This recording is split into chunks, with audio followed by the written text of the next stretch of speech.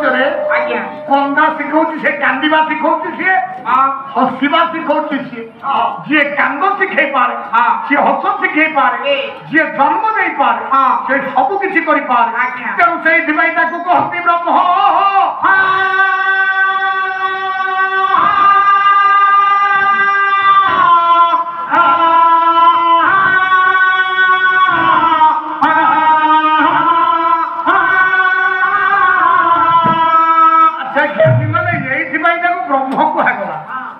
যদি এই কর্ম করা যোগ তাকে ব্রহ্ম কুহগলা পরম কাই কহবা পরম কাই কহবা কোন কর্ম কলে তাকে আমি পরম বলি ডাকিবা শুনিবু দেখ ব্রহ্ম ইন্দ্রিয় ଆମ ସମସ୍ତଙ୍କୁ ସୃଷ୍ଟି କଲେ ଆମେ ସମସ୍ତେ ତାଙ୍କର ଦ୍ୱାରା ନିର୍ମାଣ ହୋଇଛନ୍ତି ଆମକୁ ସିଏ ସୃଷ୍ଟି କରିଛନ୍ତି ଯଦି ସିଏ ସୃଷ୍ଟି କଲେ ରହିଲେ କୋଉଠି ସେ ତ ଆମକୁ ତିଆରି କରିଦେଲେ ରହିଲେ କୋଉଠି କୋଉଠି ରହିଲେ ଶୁଣିବୁ ପରମଳା ବିହାରୀ ଠାକୁର ଅଭିରାମ ପରମହଂସ ଦେବ ବାବା ଲେଖିଦେଲେ କୋଇଲି ବୋଲିରେ ଗୋଟାଏ ପଦ ହଉ କଣ କହିଲେ କି ରେ କଣ କହିଲେ ଲୋ କୋଇଲି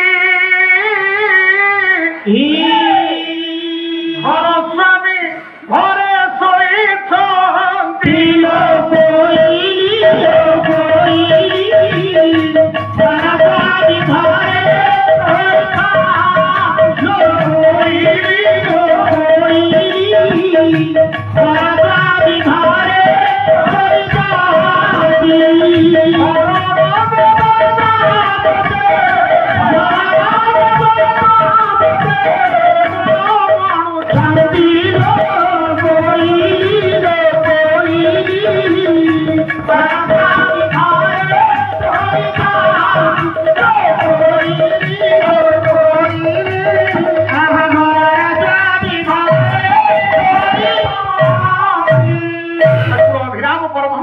କହିଲେ କରମଳା ବିହାରୀ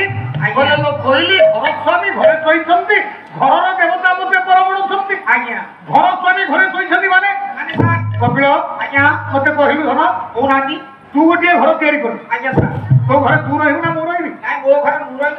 ମୁଁ ଗୋଟିଏ ଘର ତିଆରି କରିଛି ମୋ ଘରେ ମୁଁ ରହିବି ନା ତୁ ରହିବୁ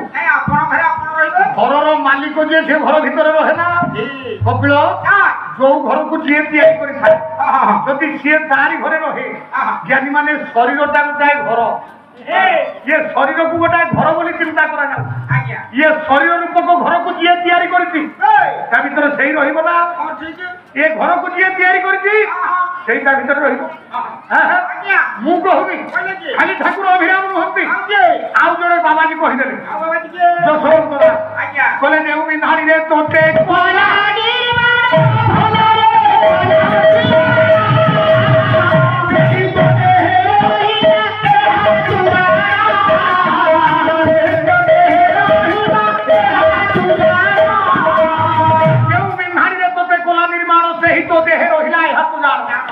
ଦେହଟାକୁ ଯିଏ ତିଆରି କରିଛି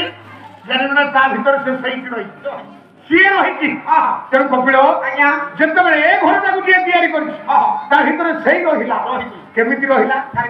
ସେଠି କଣ ବ୍ରହ୍ମ ହେଲା ବ୍ରହ୍ମ ହେଇକିରି ଆମକୁ ସୃଷ୍ଟି କଲା ବ୍ରହ୍ମ ହେଇକିରି ଆମକୁ ତିଆରି କଲା କିନ୍ତୁ ଆମ ଭିତରେ ଯେତେବେଳେ ରହିଲା ଇଏ ବ୍ରହ୍ମ ବଦଳରେ ନାମ ପରମ ହୋଇଲା